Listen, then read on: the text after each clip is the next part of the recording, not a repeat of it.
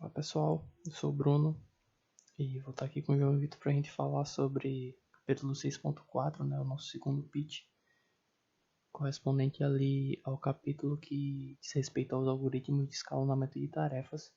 Esses são os algoritmos que a gente vai estar falando. Vou poupar vocês do meu inglês, eu vou falar mais pelas abreviações e fazer um parêntese aqui, assim como o próprio livro do Mazziero diz. Esses algoritmos eles não são implementados na íntegra, né? Tipo, não é exatamente como o livro mostra. Ele vai mostrar de uma maneira mais didática, com algumas... Enfim, não vai ser... A gente não vai utilizar exatamente do jeito que é mostrado. É só mais uma questão de didática mesmo. Então vamos lá para o primeiro algoritmo. É o mais simples que tem, eu acredito. É literalmente uma fila, uma implementação de fila, como a gente vê em estrutura de dados. Então a tarefa que está exatamente no início da fila é ela que vai ser utilizada. Não tem preempção, né? Não vai ser interrompido por quanto nem nada. Começa naquela que é a primeira da fila, terminou, vai para a próxima e assim por diante. Não tem muito mistério.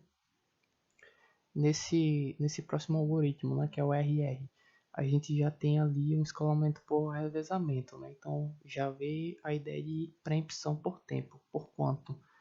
Se a tarefa que está sendo executada, ela passa um determinado tempo, né, que vai ser determinado ali pelo próprio sistema operacional, ela vai ser parada, né, e vai ser redirecionada para outra tarefa.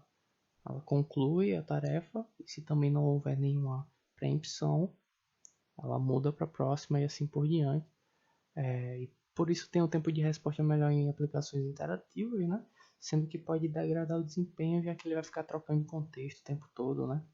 Tem que salvar toda a informação, né, do contexto para depois retornar. Enfim, um pró e um contra aí. A gente tem o SJF, né, que ele vai escolher agora a menor das tarefas, né, que está na fila. E aí a gente tem um problema que é estimar, né, qual é a menor assim, tempo de execução, a não ser que você já tenha ali antes os dados, né, de qual tarefa, se a tarefa já executou, fica mais chato. E aí uma ideia, né, para estimar é você utilizar justamente o algoritmo anterior, né, que é o RR, junto com o SJF, né, porque ele puro ele é inviável. Outro contra, né, dele é que as tarefas mais longas vão sofrer ali inanição, né? Vão morrer e não vão ser atendidas se elas forem muito grandes. Aqui é basicamente uma versão preemptiva do SJF, certo? Ele vai pegar o menor tempo restante primeiro, e se uma tarefa que está sendo observada ali tiver um tempo menor de execução enquanto a tarefa está sendo executada, o processador vai voltar para essa tarefa menor e depois retornar, né, para que ele estava executando. Basicamente é a versão preemptiva mesmo do SJF. Mas também existem os algoritmos orientados à prioridade, como por exemplo os algoritmos de escalonamento por prioridade fixa, onde cada tarefa possui um valor de prioridade associado à tarefa, na qual o escalonador ele vai selecionar as tarefas com valores mais altos de prioridade, sendo que cada tarefa tem um valor já fixo, né, de prioridade que não pode ser mudado. E esses algoritmos podem ser tanto cooperativos como preemptivos. Porém, também há os algoritmos de escalonamento por prioridade dinâmica, onde o valor da prioridade de uma tarefa pode mudar conforme o tempo.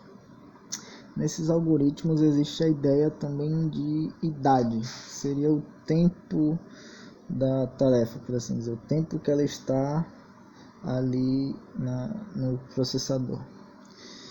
E esse tempo, essa idade é acrescida ao valor da prioridade fixa da tarefa.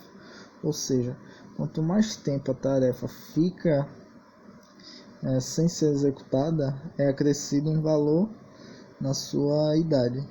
Então a prioridade da tarefa passa a ser o valor da prioridade fixa mais o valor da sua idade. E quando a tarefa é executada, o valor da prioridade, no caso da idade dela, é resetado para zero. Então a prioridade dela passa a ser apenas a sua prioridade fixa. Então ela fica ociosa, sem executar, e aí o valor da idade vai sendo acrescido novamente. E a gente também tem fatores de escolha que podem ditar, né, a prioridade das tarefas. Existem fatores externos, como o privilégio de uma tarefa, se ela é de um administrador ou um outro tipo de usuário no sistema, e esse tipo de informação o escalonador não consegue prever ou estimar, então ela é tratada como uma prioridade fixa da tarefa. E também existem fatores externos, como o tempo médio de execução, por quantum, e também a idade da tarefa, que são informações que o escalonador consegue estimar.